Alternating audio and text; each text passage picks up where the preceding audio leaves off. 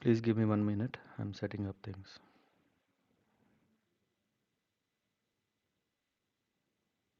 I don't know if there is an automatic way to begin. I'll set it up later.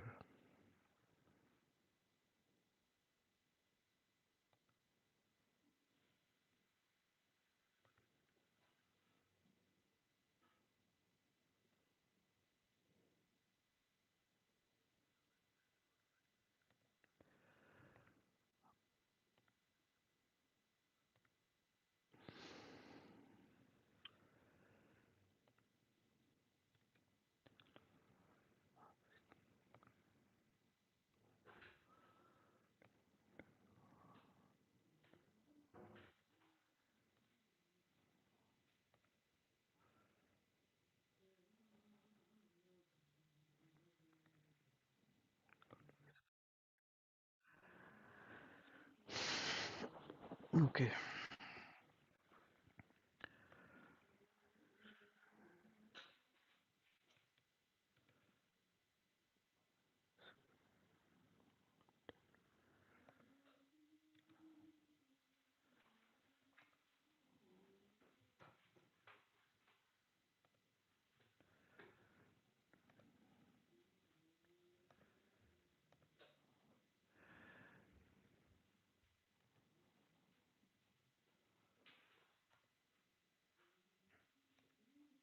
Let me know if you see the screen.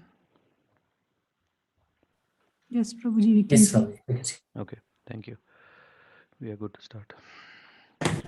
ॐ अज्ञानातिमिरान्धस्य ज्ञानाञ्जनाशलाकया चक्षुरुन्मिलितं येन तस्मै श्रीगुरवे नमः श्रीचैतन्यमनोभीष्टं स्थापितं येन भूतले स्वयं रूपकथामह्यं ददति स्वपदान्तिकं वन्देऽहं श्रीगुरुः श्रीयुतपदकमलान् श्रीगुरुवैष्णवांश्च श्रीरूपं साग्रजातं सहगणरघुनाथान्वितं तं सजीवं साद्वैतं सावधूतं परिजनसहितं कृष्णचैतन्यदेवं श्रीराधाकृष्णपादान् सहगणललित श्रीविशाख अन्वितांश्च नमो विष्णुपादाय कृष्णपृष्ठाय भूतले श्रीमते भक्तिवेदान्त स्वामिनिति नामिने नमस्ते सारस्वतीदेवे गौरवाणी प्रचारिणे निर्विशेषशून्यवादी पाश्चात्यदेशतारिणे जय श्रीकृष्ण चैतन्य प्रभु नित्यानंद श्री अद्वैत गदाधर शिवासादि गौरभक्तवृंद हरे Krishna Krishna Krishna Hare Hare Hare Ram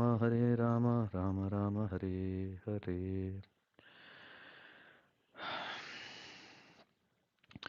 Reading from Śrīla Prabhupāda-līlāmṛta Volume 1, Chapter 6. An Unknown Friend. Let the sharp moralists accuse me of being illusioned. I do not mind. Experts in Vedic activities may slander me as being misled. Friends and relatives may call me frustrated. My brothers may call me a fool.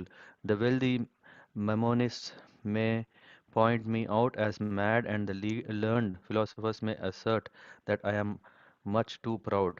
Still, my mind does not budge an inch from the determination to serve the lotus feet of Govinda, though I am unable to do it. Mahadevendra Puri. Aside from his difficulties with business and family, Abhay had to survive the cataclysms of Indian independence and partition. He was not active politically, but was one of hundreds of millions affected by the violent dawn of Indian independence. While Gandhi and the Hindu-dominated Congress were demanding a united free India, the Muslim League, led by M.A. Jinnah, called for partition and their own Muslim nation Pakistan. The conflict raged. In August 1946, the outgoing British government invited Jawaharlal Nehru, Congress Party president, to form an interim national government, but the League objected. The Muslim cause would be denied. Jinnah had already declared August 16 Direct Action Day, which amounted to little in most parts of India but in Calcutta erupted in Hindu-Muslim rioting. In 5 days of violence, 4,000 died and thousands more were wounded. In the months that followed, Hindu-Muslim rioting repeatedly flared up throughout India. Early in 1947, when the new Viceroy, Lord Mountbatten, met with Indian political leaders to plan transfer of power, riots again broke out as Muslims demanded Pakistan.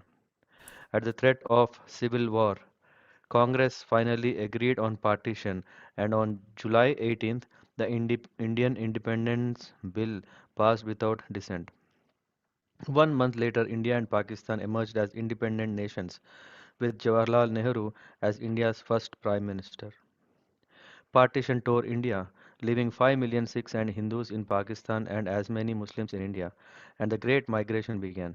Refugees fleeing from Pakistan to India and from India to Pakistan clashed with each other and even with their own countrymen of opposing faith, and the violence that erupted claimed hundreds of thousands of lives.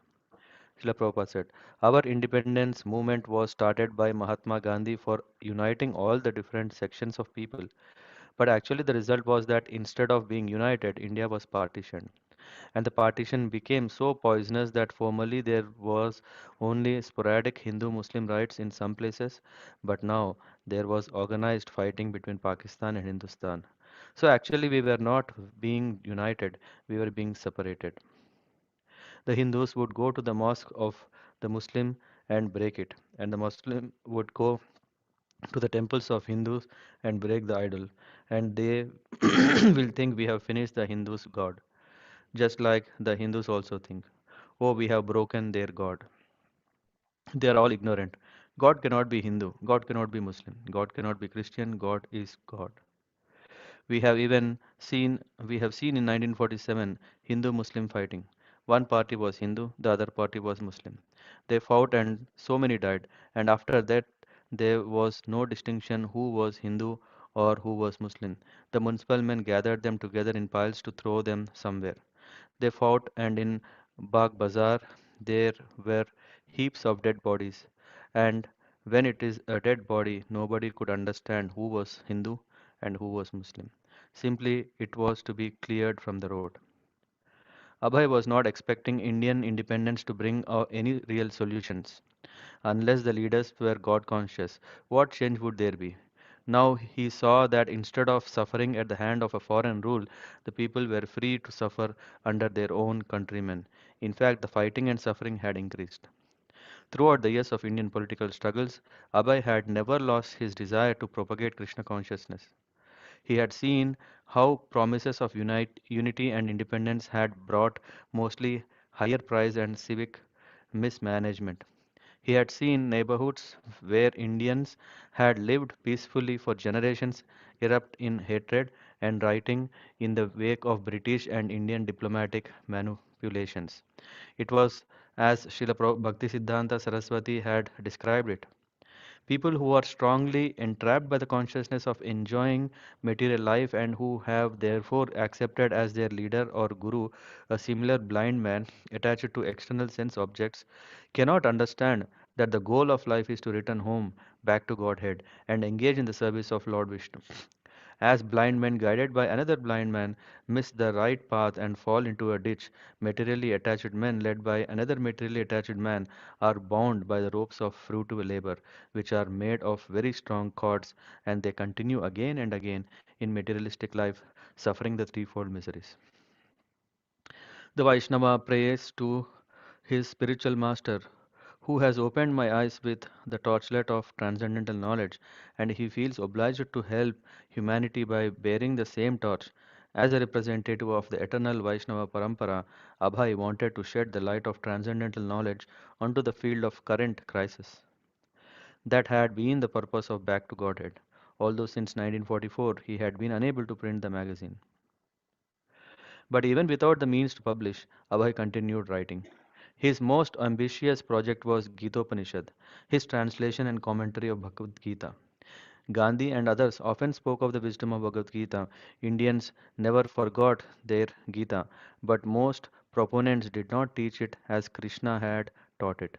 They would not recognize Lord Krishna, the speaker of their Gita, as the supreme personality of Godhead, but would extract his words as slogans to bolster their own philosophies.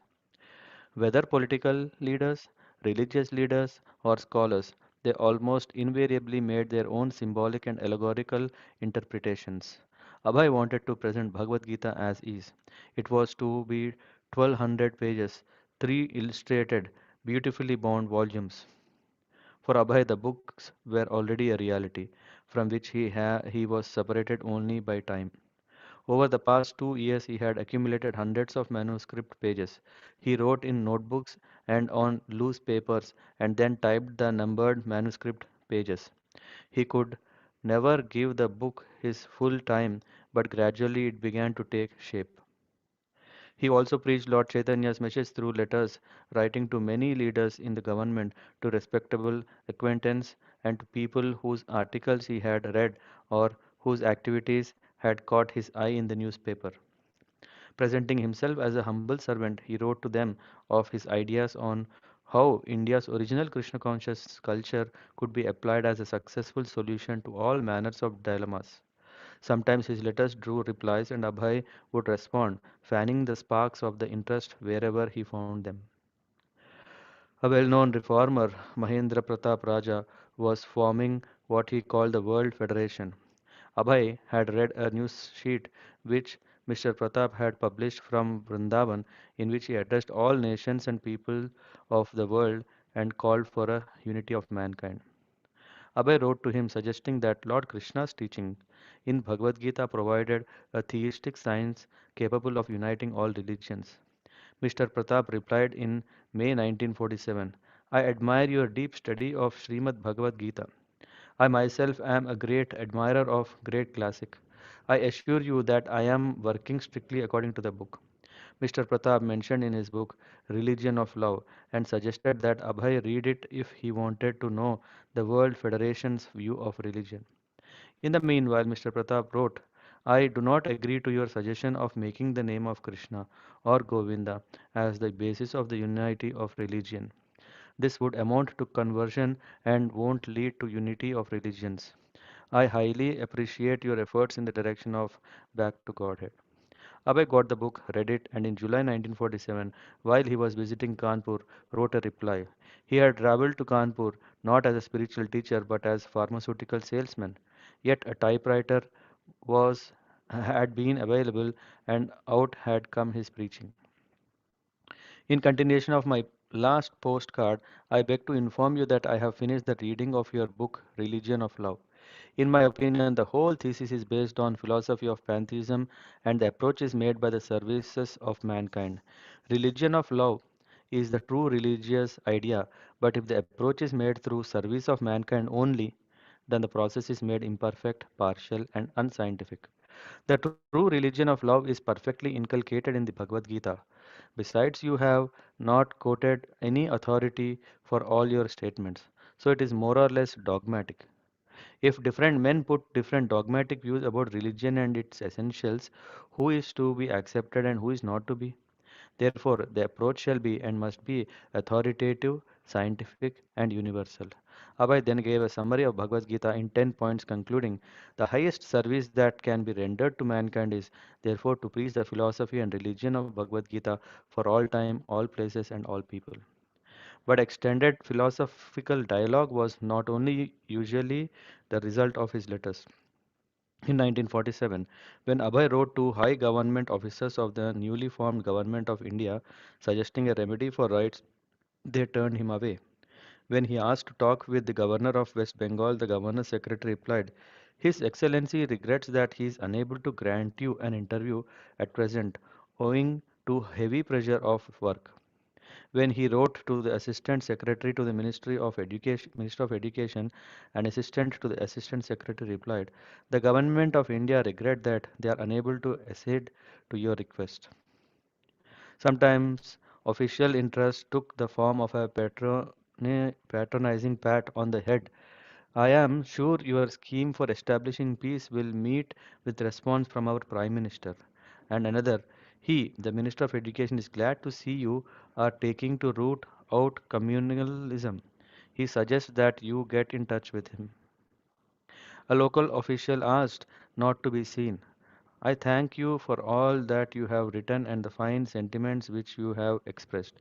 It is no use arguing the matter, as I do not think that I can serve any useful purpose by joining the organization which you wish to set up, and therefore you need not take the trouble of seeing me. I wish you, however, all success.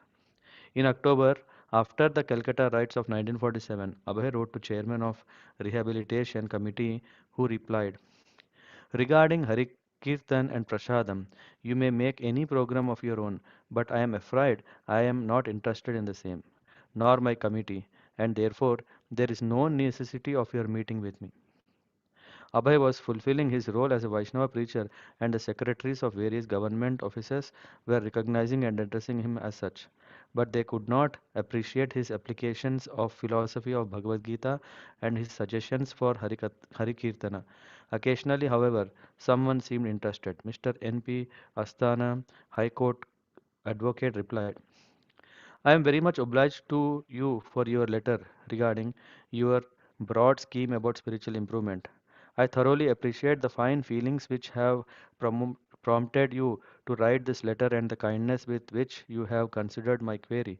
I have been a student of Bhagavad Gita and have also imbibed some of its teachings, but I still lack a good deal and will be glad to be guided by a person of your accomplishment. You may kindly, therefore, send your scheme to me, on receipt of which I will be able to express my views. It was inevitable that Abhay would think of engaging Mahatma Gandhi in devotional service. Because of his lifetime of courageous, ascetic, and moral activities on behalf of his countrymen, Mahatma Gandhi had great power to influence the Indian masses. As with Mahendra Pratap of the World Federation, Mahatma Gandhi's ideas of serving God was to try to bring happiness to man through politics and through his own invented methods. As one Englishman had said of Mahatma Gandhi, he is either a saint amongst the politicians or a politician amongst the saints. But be that as it may, he was not as yet fully engaged in pure devotional service, and his activities were not those of a Mahatma as described in Bhagavad Gita.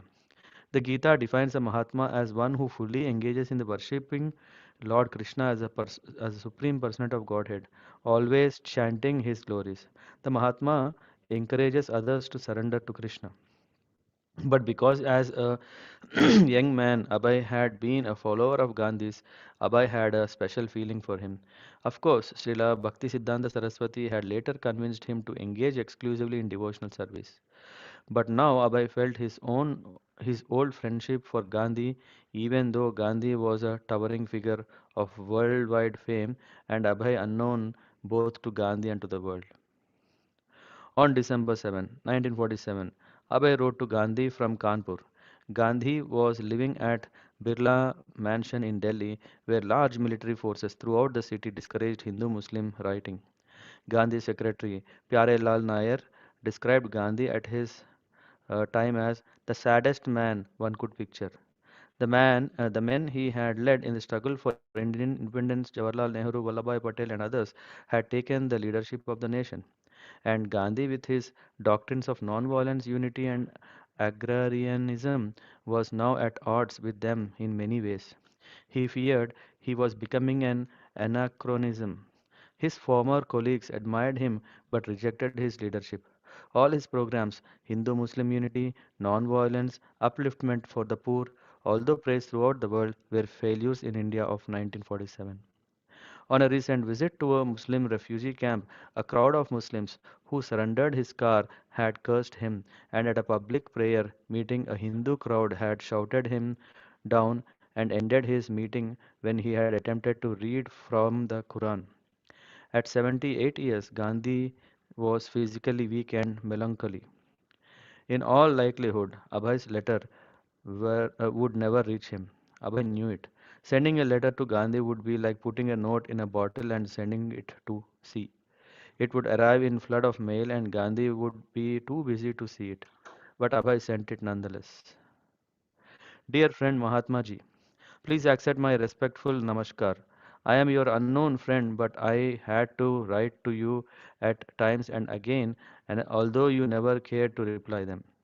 I sent you my papers back to Godhead, but your secretaries told me that you have very little time to read the letters and much less for reading the magazines. I asked for an interview with you, but your busy secretaries never cared to reply this. Anyway, as I am your very old friend, although unknown to you, I am writing to you in order to bring you to the rightful position deserved by you. As a sincere friend, I must not deviate from my duty towards a friend like you, your good self. I tell you as a sincere friend that you must immediately retire from active politics if you do not desire to die in an inglorious death. You have 125 years to live as you have desired to live, but if you die an inglorious death, it is no worth. The honor and prestige that you have obtained during the course of your present lifetime were not possible to be obtained by anyone else without the living memory. But you must know that all these honors and prestige were false in as much as they were created by the illusory energy of Godhead called the Maya. By this falsity, I do not mean to say that your so many friends were false to you, nor you were false to them. But this falsity, I mean illusion, or in other words, the false friendship and honors obtained thereby were but creation of Maya, and therefore they are always temporary or false, as you may call it. But none of you, neither your friends nor yourself, know this truth. A sadhu is not supposed to flatter up but to cut. This is the basis of his friendship, that he cuts away the illusion of the materialistic person. Mahatma Gandhi, forsaken by his friends, bitterly disappointed at the outcome of the long, hard struggle for Indian independence, and apprehensive about the future, had been reduced to a position in which he might be able to realize that his friends and work were ultimately illusory. Thus, it was the perfect time for him to comprehend Abhay's message. Now, by the grace of God, that illusion is going to be cleared, and thus your faithful friends like Acharya, Kripalini, and others are accusing you for your inability at the present moment to give them any practical program of work as you happen to give them during your glorious days of non cooperation movement. So you are also in applied to find out a proper solution for the present political tangle created by your opponents. You should therefore take a note of warning from your insignificant friend like me that unless you retire timely from politics and engage yourself 100% in the preaching work of Bhagavad Gita, which is the real function of the Mahatmas, you shall have to meet with such inglorious deaths as Mussolini, Hitler, or Lloyd George met with. For years, Abhay had wanted to approach Mahatma Gandhi with this message. In fact, he had written before, although it had been of no avail. But now he was convinced that unless Gandhi got out of politics, he would soon die an inglorious death. That Gandhi was remaining active in politics rather than preaching devotional service put him in need of a warning. Abhay was writing to save a friend. You can easily understand as to how some of your political enemies in the garb of friends, both Indian and English, have deliberately cheated you and have broken your heart by doing the same mischief for which you have struggled so hard for so many years. You wanted chiefly Hindu Muslim unity in India, and they have tactically managed to undo your work by creation of Pakistan and India separately. You wanted freedom for India, but they have given permanent dependence of India. You wanted to do something for the upliftment of the position of Bangis, but they are still rotting as Bangis even though you are living in the Bangi colony. They are all therefore illusions, and when these things will be presented to you as they are, you must consider them as God sent. God had favored you by dissipating the illusion you were hovering in, and by the same illusion you were nursing those ideas as truth. Abhay dutifully attempted to inform Gandhi that there was nothing absolute within this relative world. Ahimsa, or non-violence, must always be followed by violence, just as light is followed by darkness. Nothing is absolute truth in the dual world. You did not know this, wrote Abhay. Neither you ever cared to know this from the right sources, and therefore all your attempts to create unity were followed by disunity, and ahimsa was followed by himsa. Abhay pointed out that Gandhi had never undergone the standard practice for spiritual advancement, namely accepting a bona fide spiritual master. Although Bhagavad Gita declares the necessity of accepting a guru in disciplic succession, Gandhi was well known for listening to his inner voice and for extracting ideas from various writers like Ruskin and Thoreau and mixing them with teachings from the New Testament and the Gita. Had Gandhi approached a guru, said Abhay, he would not have become bewildered within the sphere of relative truth. In the Katha Upanishad, it is ordered that one must approach the bona fide guru who is not only well versed in all the scriptures of the world, but is also the realized soul in Brahman, the Absolute, in order to learn the science of absolute truth. So also it is instructed in the Bhagavad Gita as follows. Can you guys go on mute? तद्विद्धि प्रणिपातेन परिप्रश्नेन सेवया उपदेक्षन्ति ते ज्ञानं ज्ञानिनः तत्त्वदर्शिनः 434. But I know that you never underwent such transcendental teaching except some severe penances which you invented for your purpose, as you have invented so many things in the course of experimenting with the relative truths. You might have easily avoided them if you had approached the Guru as above mentioned. Recognizing Mahatma Gandhi's godly qualities and austerities, Abhay requested him to employ his moral elevation for surrendering to the absolute truth. Abhay urged him to get out of politics immediately. But your sincere efforts to attain some godly qualities by austerities, etc., surely have raised you to some higher platform which you can better utilize for the purpose of absolute truth. If you, however, remain satisfied with such temporary position only and do not try to know the absolute truth, then surely you are to fall down from the artificially exalted position under the laws of nature. But if you want really to approach the absolute truth and want to do some real good to the people in general all over the world, which shall include your ideas of unity, peace, and non-violence, then you must give up the rotten politics immediately and rise up for the preaching work of the philosophy and religion of Bhagavad Gita without offering unnecessary and dogmatic interpretations on them. I have occasionally discussed this subject in my paper Back to Godhead, and a leaf from the same is enclosed herewith for your reference. I would only request you to retire from politics at least for a month only, and let us have discussion on the Bhagavad Gita. I am sure thereby that you shall get a new light from the result of such discussions, not only for your benefit, but for the benefit of the world at large, as I know that you are sincere, honest, and a moralist. Awaiting your early reply with interest. Yours sincerely, Abhay Charan De. There was no reply. A month later, Gandhi announced that he would fast until death unless India made a payment of 550 million rupees to Pakistan, a previous condition of the partition agreement. At first, Hindu refugees from Pakistan demonstrated outside Gandhi's darkened room, chanting, "Let Gandhi die." But as he fasted, each day closer to death, he aroused the heartfelt concern of the nation, and the government leaders repaid the money to Pakistan. Then great crowds approached him, chanting, "Let Gandhi live." Meanwhile, Hindu Muslim violence continued. On January 30, the day after he had drafted a new constitution for the Congress party, Gandhi took his evening meal, worked at his spinning wheel, then walked towards his evening prayer meeting and was shot 3 times in the chest. He died, crying out the name of God, "Hey Ram."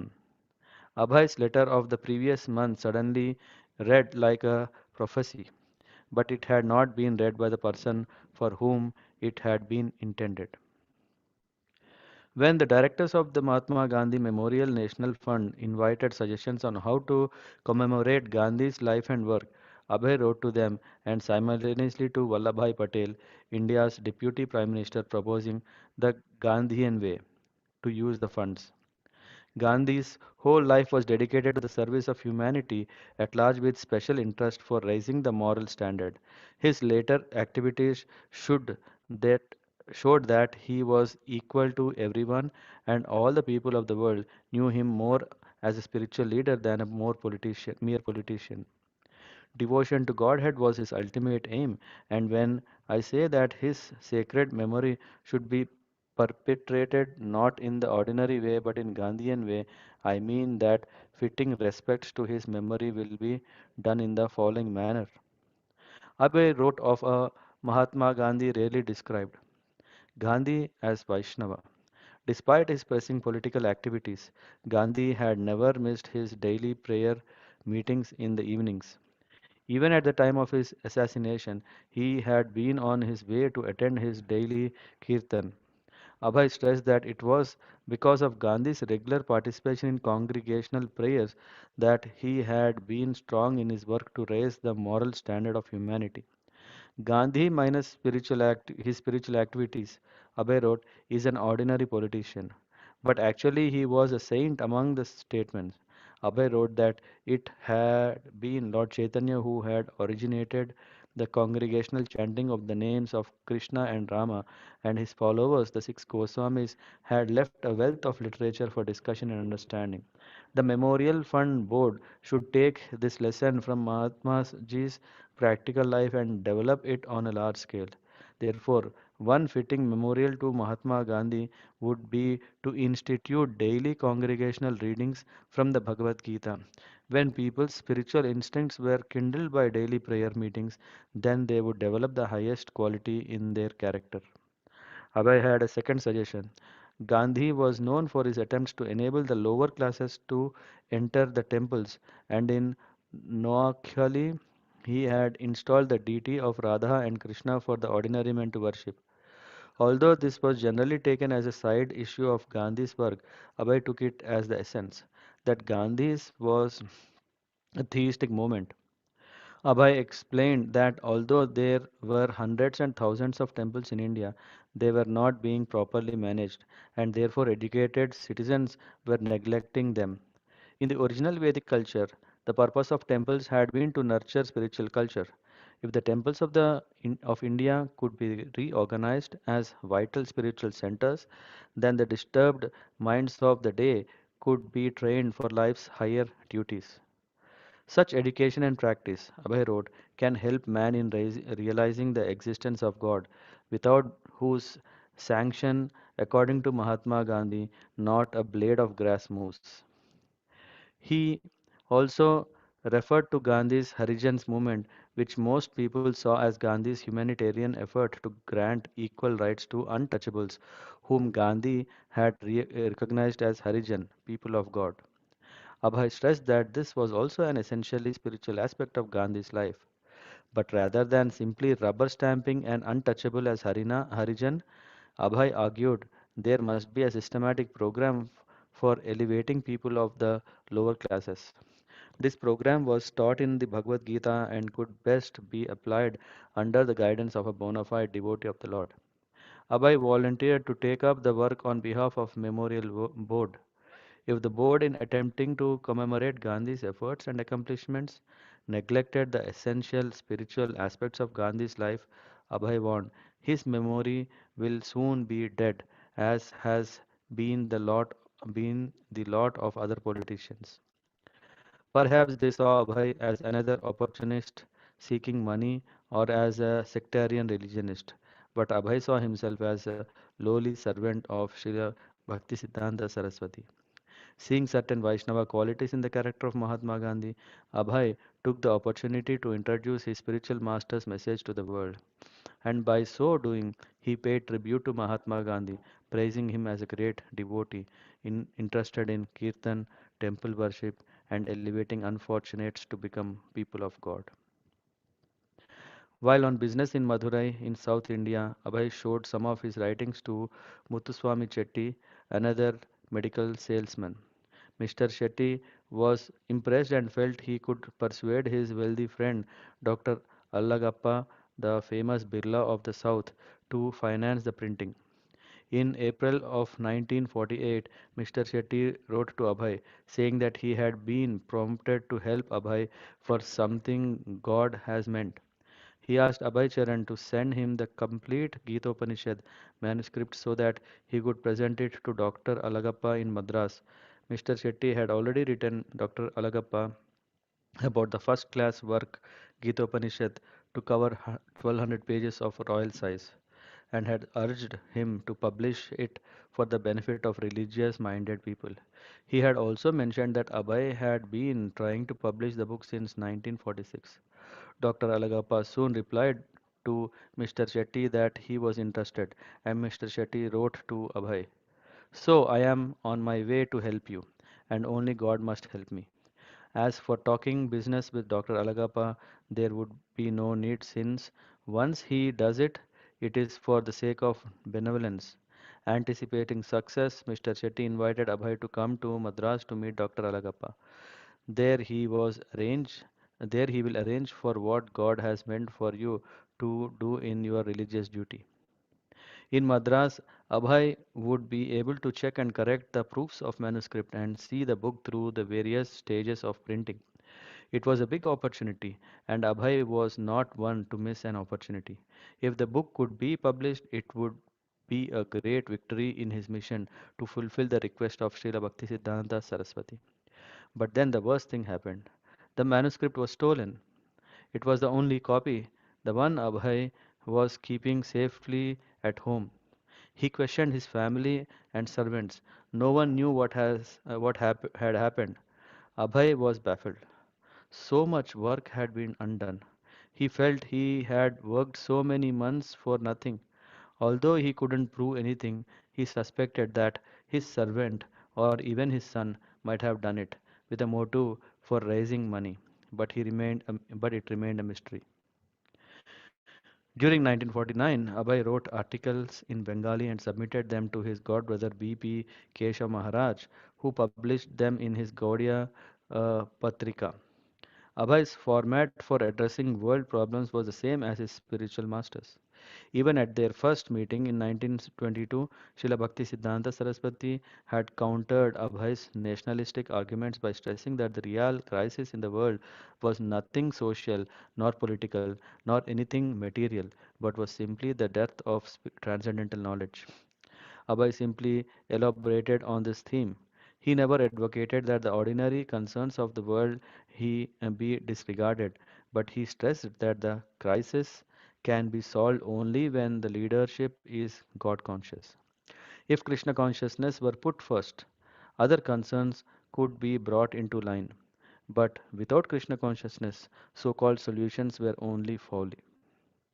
Abhay began his first Bengali article by quoting an editorial from the Allahabad edition of the Calcutta newspaper Amrita Bazar. The editor had sorely lamented that India's worst troubles had not yet ended despite national independence. The National Week has begun. The memories of Jallianwala Bagh and political serfdom no longer trouble us, but our trouble is far from being at the end. In the dispensation of providence, mankind cannot have any rest. If one kind of trouble goes, another quickly follows. India, politically free, is faced with difficulties no less serious than those that troubled us under a foreign rule.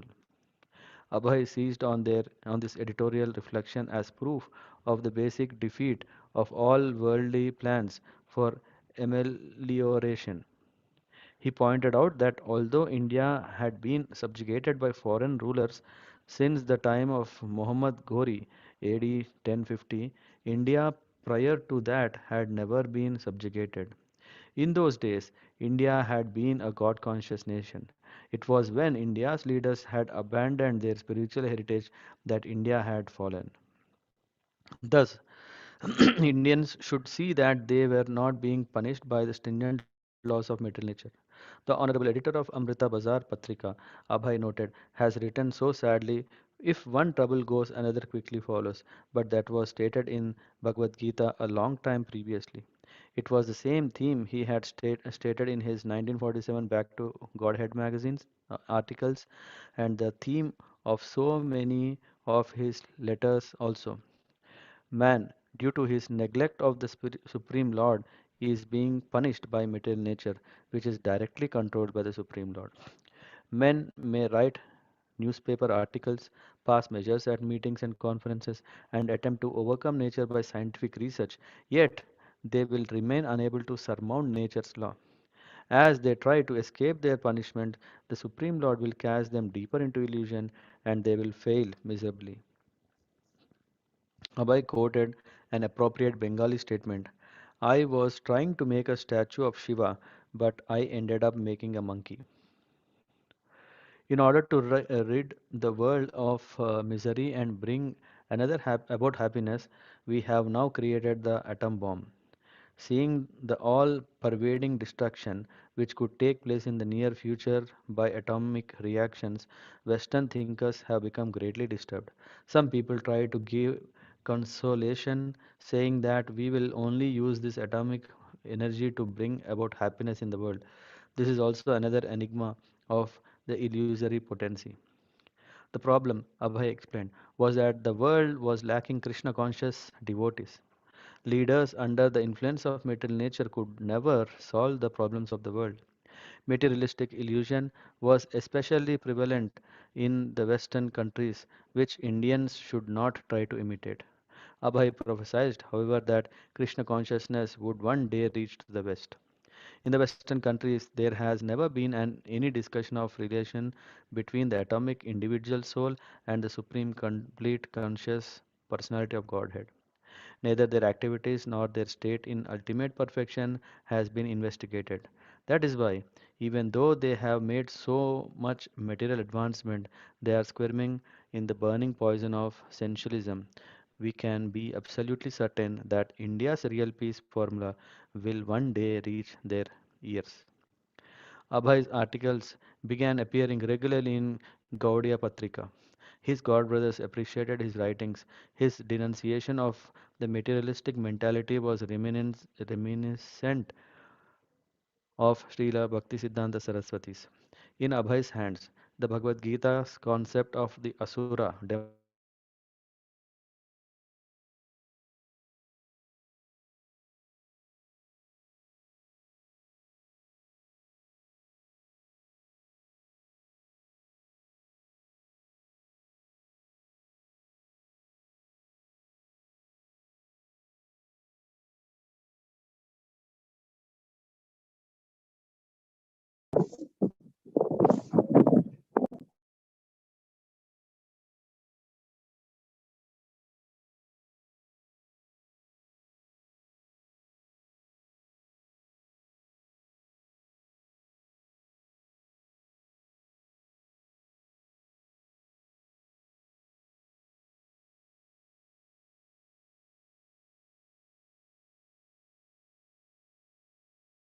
advising that because of their approach nothing practical would come out of their conference. After Hasura Prabhuji. Thank you After much. Asura. Okay. Okay. You able to see the screen? Yeah. Means your video, not the Yeah. shares. Okay. Now I need to share the screen then. Yeah, yeah. No, it's already shared. No. Can you see now? Okay. Yes. Now we can One see. more thing I need to do is recording is in progress. I hope streaming is also in progress. Yeah, everything is okay. Let's continue. Yeah. So Asuras in Abhay's hands. The Bhagavad Gita concept of Asura demon was no longer merely a depiction of mythological or legendary enemy. The Asuras had come to life in the modern day Hitler, Churchill, or even an Indian Prime Minister. But as Abhay pointed out, his denunciation of misleaders was not his own. He was only repeating the words of Krishna. During 1950-51, he continued his letter writing, attempting to gain a hearing with various organizations and leaders. He wrote the World Pacifist Community, the President of India, and the Minister of Education. He wrote to Indian Congress for Cultural Freedom, which wrote back suggesting that Abhay had written them by mistake. He wrote to an official of all religions conference in Bombay advising that because of their approach nothing practical would come out of their conference. The practical solution is lying in the transcendental message of Sri Krishna, the peace personality of Godhead, as given by him in the Bhagavad Gita.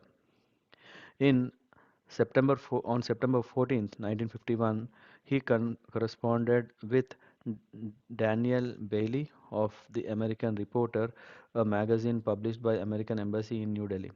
Abhay pointed out that the philosophy of understanding the absolute truth, as realized by the sages of India, was higher than attempts to combine East and West. Mr. Bailey replied that he was aware of Eastern philosophical and religious influence in the West and cited the progress of Yoga Mission in New York City, which he said had some influence on Protestants in America.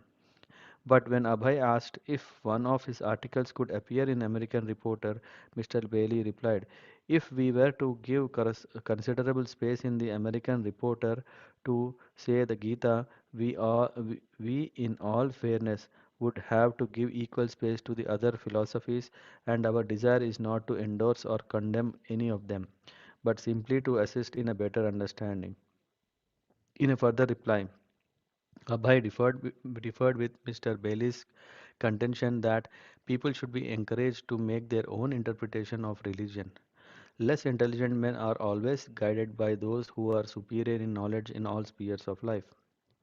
Abhay even wrote to the Ford Foundation in Detroit, and a staff assistant wrote back, regret to advise you that we are unable to pursue your suggestions concerning the establishment of an association of intelligent class of people. The Ford Foundation was no program in which specific ideas such as you describe might be included. Although most of his suggestions were rejected, occasionally he received words of appreciation. A certain Dr. Muhammad Sayyid, PhD professor at University of Allahabad, wrote, "You seem to have assimilated the universal teaching of ancient India, which is really laudable." And the governor of Uttar Pradesh replied, "You are doing noble work, for nothing is nobler than to be God-minded." Not only was Abhay giving advice in his letters, but he was hinting that he could also give practical help. If he could obtain institutional backing, he was prepared to do many things: teach classes, manage temples, teach temple worship, and initiate devotees, as well as organize various kinds of field work to propagate the principles of Bhagavad Gita.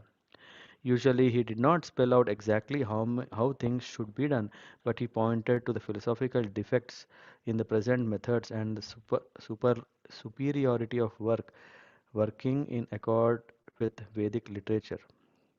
By the grace of his spiritual master, he knew the science of applying Bhagavad Gita to almost any situation.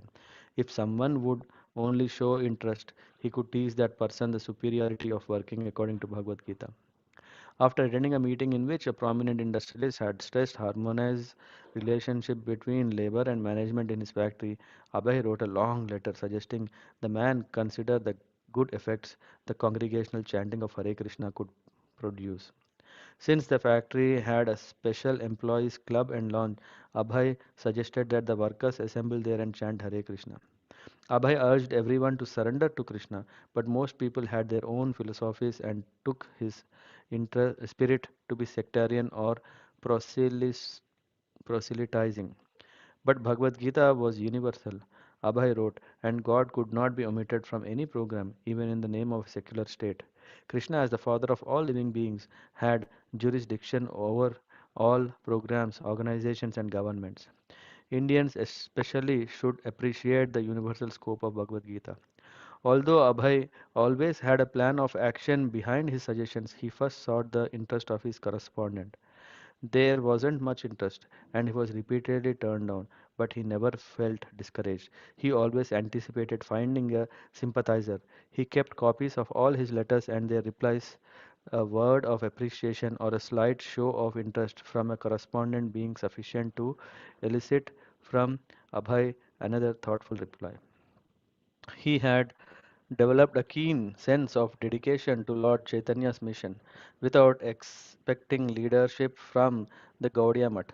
He still cherished the idea that his godbrothers would soon come together and preach, but he did not put any energy in the Mutt since since to do so would mean to become involved in one of the factions. Staying clear of the Gaudiya internal fray, Abhay continued his letter writing campaign alone, introducing himself as a preacher of Bhagavad Gita and editor of Back to Godhead magazine. In 1948, Abhay closed his Lucknow factory. He had fallen behind in employees' salaries, and since 1946, he had been paying past rent in the installments. But when sales dropped off, continuing the factory became impossible. He lost everything. Srila Prabhupada said, I started a big laboratory in Lucknow. Those were golden days. My business flourished like anything. Everyone in the chemical business knew, but then gradually everything dwindled. With the help of some acquaintances in Allahabad, he opened a small factory there, in the same city where his Prayag pharmacy had failed 15 years before. He moved to Allahabad with his son Brindavan and continued manufacturing medicines.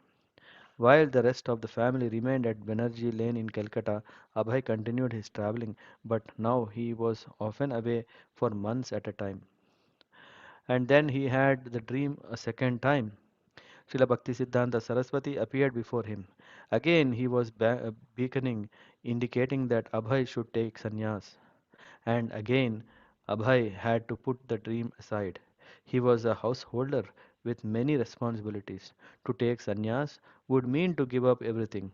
He had to earn money. He now had 5 children. Why is Guru Maharaj asking me to take sannyas? He thought. It was not possible now. Then Allahabad business was unsuccessful. At present, the condition of our business is not very good, he wrote to his servant Gaurang, who had asked to rejoin him. When the condition gets better, and if you are free at that time, I will call for you. He worked earnestly, but results were meager. As with everything else, Abhay saw his present circumstances through the eyes of scripture, and he could not help but think of the verse from Srimad Bhagavatam. यस्याहम् अनुगृह्णामि हरिष्येतद् धनं शनैः ततो धनं त्यजन्ति अस्य स्वजना दुःखितम्. When I feel especially merciful towards someone, I gradually take away all his material possessions.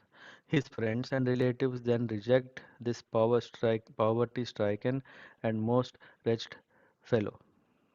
He had heard Srila Bhaktisiddhanta Saraswati quoting the verse and now he thought of it often.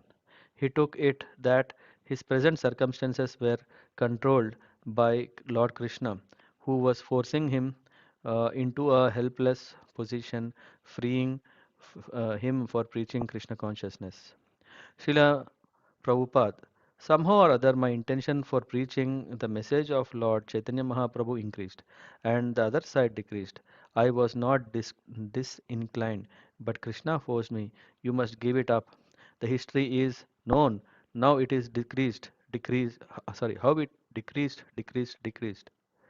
In Srimad Bhagavatam, Queen Kunti had also prayed, my dear Lord Krishna, your lordship can easily be approached, but only by those who are materially exhausted.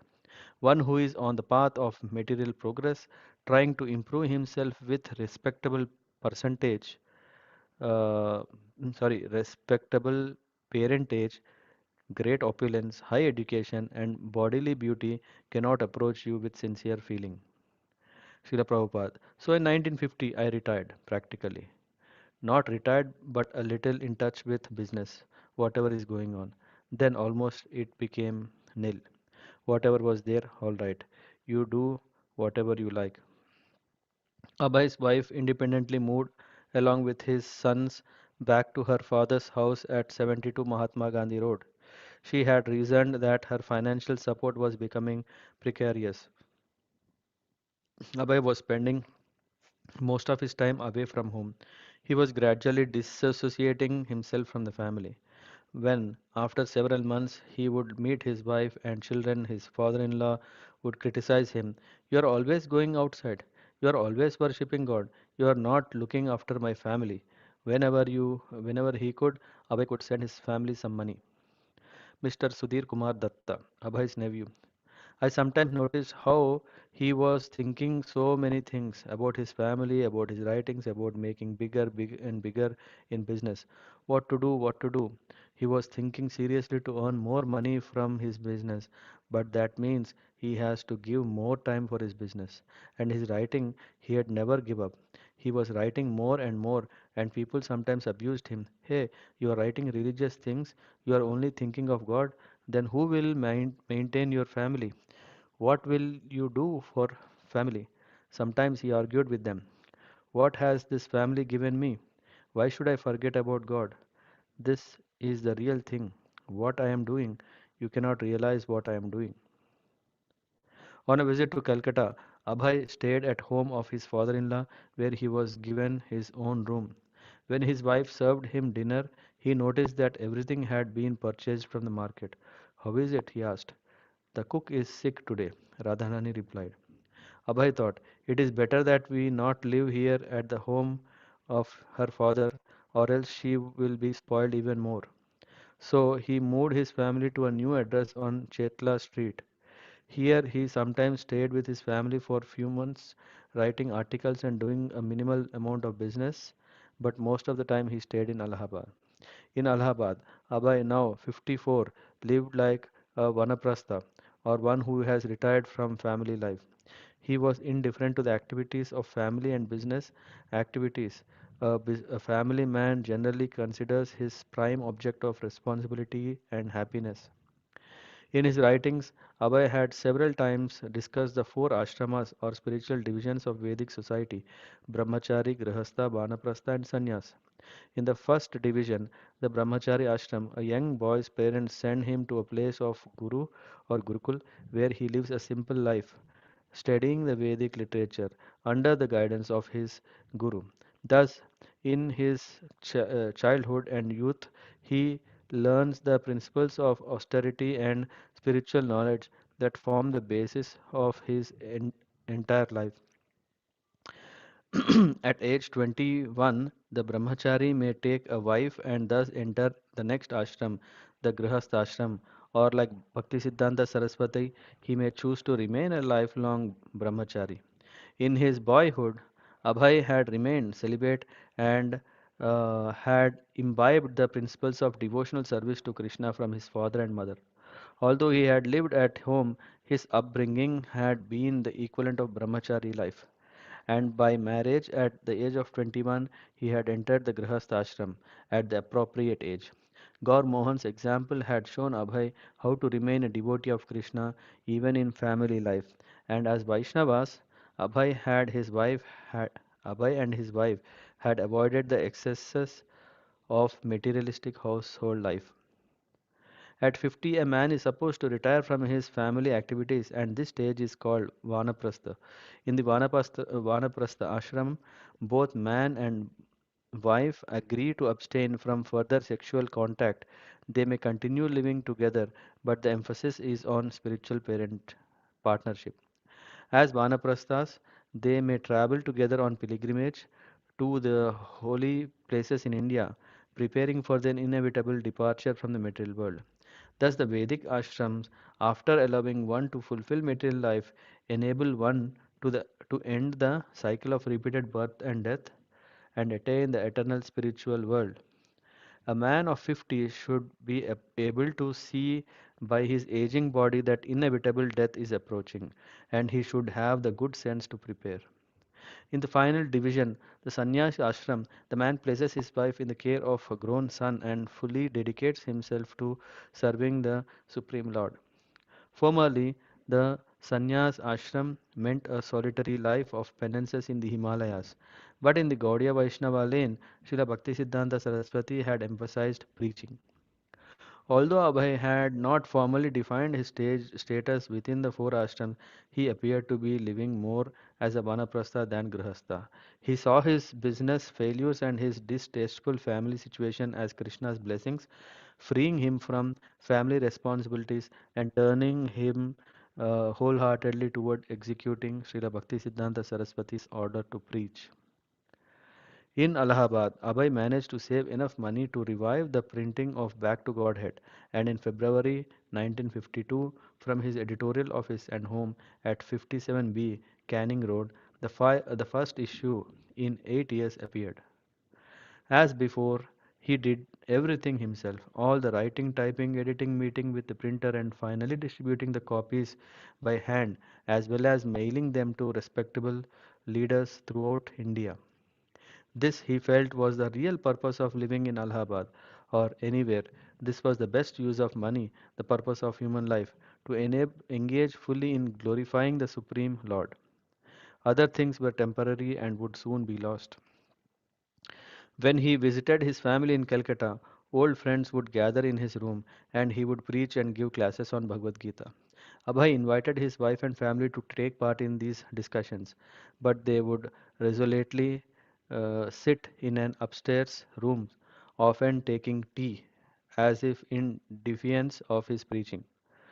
Abhay was supporting them, he was still associating with them, but he was bent on preaching, and they were not making it attractive for him to do so within the family. If there were to be family life for Abhay, then his wife and sons would have to recognize and rejoice in the fact that he was becoming a full fledged preacher. They would have to understand that his life's concern was to serve his spiritual master's mission. They could not simply ignore his transformation. They could not insist that he was simply an ordinary man. Abhay continued to try to draw his wife in, hoping she would gradually follow him in the preacher's life. But she had not the slightest interest in her husband's preaching. And why should he spend his days worrying about family, chemicals, and money? Let his relatives criticize, but back to Godhead was the real service he could offer to the whole family of mankind. Madhavendra Puri, a great spiritual preceptor and predecessor of Lord Chaitanya, had written about the devotee's indifference to worldly criticism. O demigods and forefathers, please excuse me. I am unable to perform any more offerings for your pleasure. Now I have decided to free myself from all reactions to sins simply by remembering anywhere and everywhere the great descendant of Yadu and the great enemy of Kamsa, Lord Krishna. I think that this is sufficient for me. So, what is the use of further endeavors? Let the sharp moralists accuse me of being illusioned, I do not mind. Experts in Vedic activities may slander me as being misled. Friends and relatives may call me frustrated. My brothers may call me a fool. The wealthy Memonists may point me out as mad, and the learned philosophers may assert that I am much too proud. Still, my mind does not budge an inch from the determination to serve the lotus feet of Govinda, though I be unable to do it. Why should he waste time with petty family problems when he held answers to the problems of India and the world? As a knower of Bhagavad Gita, he felt that his first obligation was to offer solution to the complex crisis of war, hunger, immorality, crime, all symptoms of godlessness. And if dedicating himself to such work meant that other, less responsibilities suffered, then there was no loss. In March 1952, Abhay published another issue of Back to Godhead. It was dedicated mostly to a biographical article Abhay had written about Srila Bhakti Siddhanta Saraswati and his father Srila Bhaktivinoda Thakur. He, Bhaktivinoda Thakur, vehemently protested against the principles of those pseudo transcendentalists now passed in the name of Lord Chaitanya. He initiated the reformatory movement by literary contributions while he still engaged as a high government officer. During his householder life and serving as a magistrate, he wrote books of various descriptions in Bengali, English, and Sanskrit, etc., to present an actual picture of pure devotional activities to Lord Chaitanya. Srila Bhakti Siddhanta Saraswati Goswami Maharaj got inspiration from his very childhood all about Srila Thakur Bhaktivinod's movement. He worked as the private secretary of Srila Bhakti Vinod Thakur, and as such, Bhakti Vinod Thakur gave him, Srila Bhakti Siddhanta Saraswati, the transcendental power of attorney to espouse the cause of Lord Chaitanya. And so, after Srila Bhakti Vinod Thakur's departure, Srila Saraswati Thakur took up reins of that reformatory movement. Absorbed in producing his monthly journal, Abhay went about his other activities only superficially. Sometimes he traveled on business or taking the night train from Allahabad to Calcutta, visited his family. When his compartment was not crowded, he would turn on a light while others slept. Riding a night train provided a good opportunity to think or even write. Sometimes he would sleep for a few hours and then sit up again and look out the window to see only night and the reflected lights of the train compartment shining back at him, the windows reflecting his face. Halfway through 12-hour journey, the sky would lighten, turning from grey to light blue, and the first white clouds would appear in the sky. He could see lights in the towns and hear the train horn warning. When the train slowed and stopped at a station, tea vendors would walk alongside the train windows yelling chai, chai, chai. Their loud sing-song ding filling the ears with chai and chai filling the air with its aroma as hundreds of passengers sipped their morning tea. During his more than 20 years of extensive train travel, Abhay had noticed more and more smoking cigarettes and more women traveling alone. India was becoming westernized, and the national leaders were paving the way, the blind leading the blind. They want the kingdom of God without God. Sorry, they wanted the kingdom of God without God. They wanted a progressive, industrialized India without Krishna. From the windows, he could see large fields being left uncultivated, and yet people were hungry. Abhay would sometimes read a newspaper and cut out an article that seemed to warrant a reply in Back to Godhead or that sparked an idea for an essay. He would deliberate over how to approach people for assistance, whom to approach, and how to start a society of Krishna conscious devotees. People not only in India but all over the world could take to Krishna consciousness. The Chaitanya Bhagavat had predicted that the name of Lord Chaitanya would one day be known in every town and village. Srila Bhakti Siddhanta had wanted that. He had sent preachers to England, but they had only gained a protocol visit with the royalty, stood in line, bowed before the crown, and then come back to India without affecting any change in the Western people. Abhay thought about about sending back to Godhead abroad. His agents, Thakur, Spink and Company, had contacts in America and Europe. People read English all over the world, and some of them would surely appreciate the idea from Bhagavad Gita and Srimad Bhagavatam. This was what Srila Bhakti Siddhanta had wanted. Krishna consciousness was not for India alone, it was India's greatest gift, and it was for everyone. Srila Prabhupada ki jai. Hare Krishna.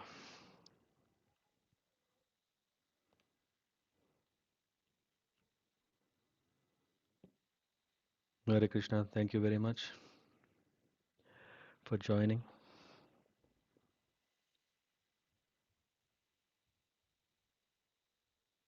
Anyone want to share anything? Thank you, Want to add Prabhuji. anything?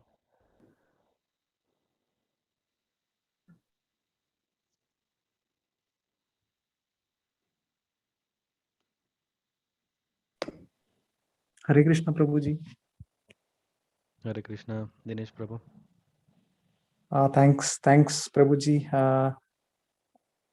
I think in the past, we came across this letter which Srila Prabhupada had sent to Mahatma Gandhi about the meaning of real independence. So Yeah. we were fortunate to read this in such an elaborate detail today. Yeah. Yeah. So we come across how Prabhupada really, yeah, it's not that he only struggled after 70 years. He was struggling at every moment of his life. Yeah. That urge to, yeah, to fulfill his spiritual master's vision, carrying that forward against all the odds. And now we have all independence, so we are having full freedom to do whatever we want. We are having Facebook, we are having Instagram, so many ways to publish all the information. We can reach to a greater world now.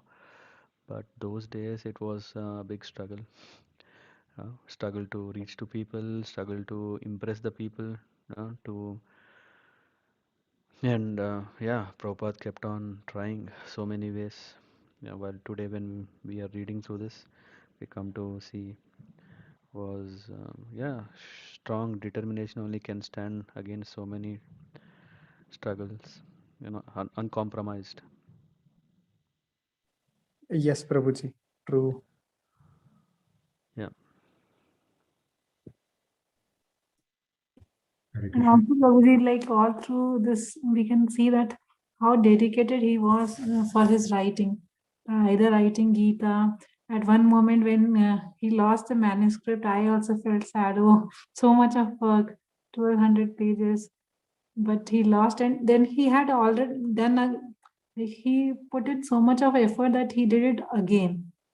He just did not lose heart. Okay, I lost it.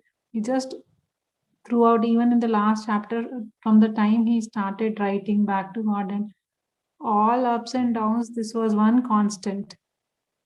Whatever kept on happening, either traveling, either business flourishing, or family issues, this was really, really, yeah, Yeah. I really like I this think part. he's properly burned from all sides. Yeah. Yeah. Mm. I mean, that's why, yeah, Srila Prabhupada could establish a successful organization all over the world who has seen through all these, uh, yeah, reversals. Yeah. So whatever seemed to happen, it didn't happen. Whatever anticipation that from the great leaders was expected was not happening. Yeah. Very, very difficult. Yes, Yeah. Prabhuji, I think Yeah. those days to reach a particular person was very difficult. So, but we are blessed to be, to be born in this century that where we have different media to actually preach, several medias just within our fingers. And So, but yeah. Yeah, and we see here that Prabhupada was trying hard to make a statement and help out so many people. Yeah, but it was cup was unturned. So that's why there were leaders who didn't make best of it. But now we are longing to be in his association by reading his books and his preaching and his presence through all this organization. Yeah. So at least we can see how fortunate and how better positioned we are compared to those great people, so-called Mahatmas of that time. yes, Yeah, Prabhuji. yeah, yeah. Thank you, Rishabh Prabhu. You want to share? Hare Krishna, Prabhuji. Dandavat Pranam. Hare Krishna. Prabhu, I just wanted to ask regarding Srila Prabhupada. I mean, he had two different letters for Mahatma Gandhi. At one time, he was mentioning about his inglorious death, and other point, he was praising him as a Vaishnava. So, I mean, in the end, when Mahatma Gandhi was shot three times on his chest, he said, Jai Shri Ram or Hey Ram. So that's not Hmm. glorious death, or I mean, may most probably he fulfilled the last goal of life that he remembered Ram at the dead time. So most probably he might go back to Godhead, or Yeah, good question. Could be, but at least he's Vaishnava. How the Lord will reciprocate? Yeah, that I don't know. But at least when Srila Prabhupada is mentioning, he's keen to mention on one thing. There are four kinds of people who come to take shelter of the Lord, right? And one of that is that one who wants to be sinless, yeah, one who wants to be intellectual, one who wants to be um, mm, one who is economically able. renunciant. So, mm, yeah. So we see that in one way, Gandhi ji, yeah, he was doing, yeah, for himself. He was leading a simple, principled life, and that is what Prabhupada appreciated when it came to about memorial. Yeah, such a person who's not everyone can be a first-class devotee, right? At the same time, it doesn't mean that Gandhiji was not devotee at all. He was still practicing Bhagavad Gita with his intentional for his own strength, spiritual strength. Yeah, and as Prabhupada mentions that, yeah, he's praying every day. He's chanting every day in the evening. Yeah, going to prayer hall. So that also will give its result, right? Otherwise, just the question may come that Gandhi, who has been doing praying, remembering the Lord, if Lord doesn't reciprocate, what kind of uh, religion it is, or what kind of faith it is, or what kind of Lord he is. Yeah. That's true, bro. I mean, I don't know. I mean, what is the end result? Huh? But at least, as you said, yeah, he said at least, "Hey Ram." So definitely, Lord would definitely reward him for that. Yeah, I mean, it's This a is big, what on the strength of Bhagavad Gita, right? you get 3 shot on your chest, and if you still say, you still remember God at the same time, that's a big, Yeah, in one way that is right. Why? Because see, what happened is he was not attracted to his own wives who were there, Kasturi Gandhi, and I forgot the other. Yeah, so he was not so much. He was already in this lifestyle of vanaprastha, right? Where he was so much leading a simple life, not attached to the materialistic living, and of course, and also living for the upliftment of the Harijans. So all these things are sadhu symbols, right? Yeah. So in that way, he was practicing Gita to certain extent. thank you, Prabhu.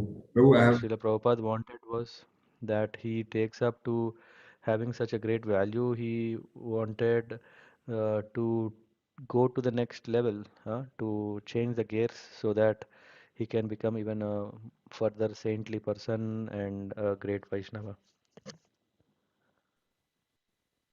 okay, to basically purify more further. Yeah, to advance further. Yeah, so in the disguise of, or in, we cannot say any reason. We cannot say, hey, I was not becoming a devotee because I am put in this situation. Yeah. So as Prabhupada is clearly mentioning, nothing should stop us. Yeah. When it comes to the upliftment, we have to see that devotion, being servant of the Lord, becoming a devotee is the first goal. Primary focus should be on that. So Gandhiji cannot say that no, my goal is to free the nation and to make sure that people are happy. And there is this, right. If you say serve the mankind, then God will be pleased and God will, yeah, yeah. But that is not the higher understanding. The higher understanding is that we have full faith in the Lord that He takes care of everyone. Yeah, and we want to serve the Lord because that is the prime duty. It is something like, yeah, it might be a very provocative, not provocative. It might be a very. It's something like, what is it called? Prostitution, right? So you have a wife, but if you have other fire, yeah, what is this called? Yeah, so it is something like that. Our responsibility, our relationship is with the Lord Krishna. Yeah, that we serve the Lord. But rather than we that as the main thing, if we don't do it and we want to serve everyone in our society, in our colony, or in our village or country, that is not the right thing. So our Lord is Krishna. So by serving the Lord, yeah, and if everyone does that, then Lord is anyway taking care of everyone. But usually what happens is we get carried away thinking that in front of my eyes I see so much problem. How can it happen? And if I am there, I should do it. Yes, we should do as a service, but we should always connect it through Krishna. That they are the servants of the Lord, and it is my service, it is my duty to serve the Lord and His devotees.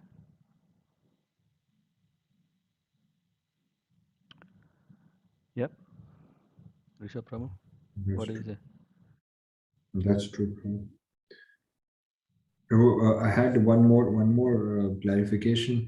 I mean, Srila Prabhupada struggled so much at his early stage, and when, as you say, in Mm-hmm. India, and then later in Europe, in America. Why he was not taking any support from, or why he was not getting much engaged in the Gaudiya Math? I mean, that was already well established by his Guru Maharaj. I mean, Mm-hmm. why he was in Yeah, the last week we were reading.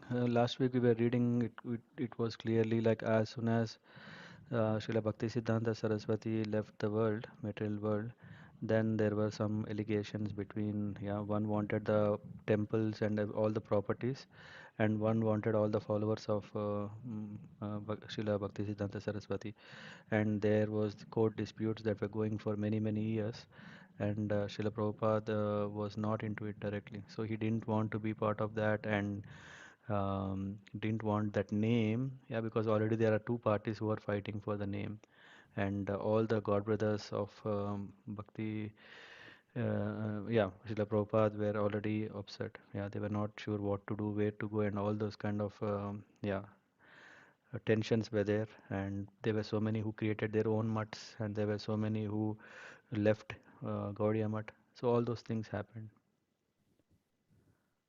So, and Prabhupada was very strong in actually focusing on what was the goal and what was the instruction he got. Even there was a situation when Srila Bhaktisiddhanta Saraswati Thakur, his disciples, sannyasi disciples, they wanted Abhay to be part of this whole thing, yeah, of whole mutt. But Srila Bhaktisiddhanta Saraswati Thakur said, don't pull him in. When the time comes, he will establish everything. Yeah, so in that way, um, his Guru Maharaj indicated that not to be into this, because soon when he leaves, then there will be a breakdown. Yeah. Okay, bro. Thank you. Thank you, bro. Yeah. Anyone else? Anything? Apu Prabhu, how are you doing?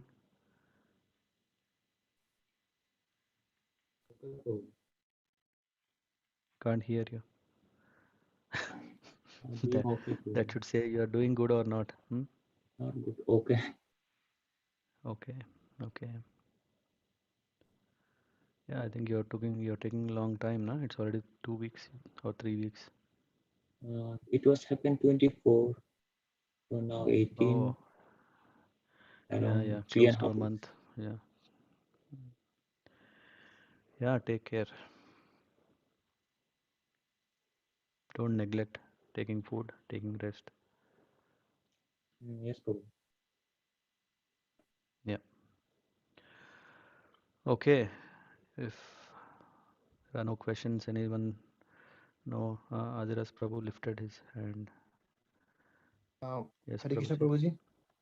Yes. Prabhuji, I wanted to know that when Prabhupada takes sannyas, I think it will come later. The sannyas Yeah. when It Prabhupada. comes Okay, next lesson, next session. okay. So I was thinking about that his god brother. That Yeah. what was his stand in this Yeah. dispute? So yeah. Okay. Yeah, that's also interesting. We'll come to that. Okay. Yeah. Hare Krishna. So don't miss next session if you want to know about Srila Prabhupada's sannyas, and of course many more things. वंशाकल्पतरुभ्यश्च कृपा सिन्धुभ्य एव च पतितानां पावनेभ्यो वैष्णवेभ्यो नमो नमः। श्रील प्रभुपाद की जय, सत्स्वरूप महाराज की जय, अनंत कोटि वैष्णव वृंद की जय। हरे Krishna. Hare Krishna. Hare Krishna. Hare Krishna, Jagatpana. Hare Krishna. Hare Krishna. Hare Krishna. Hare Krishna. Hare Krishna. Hare Krishna.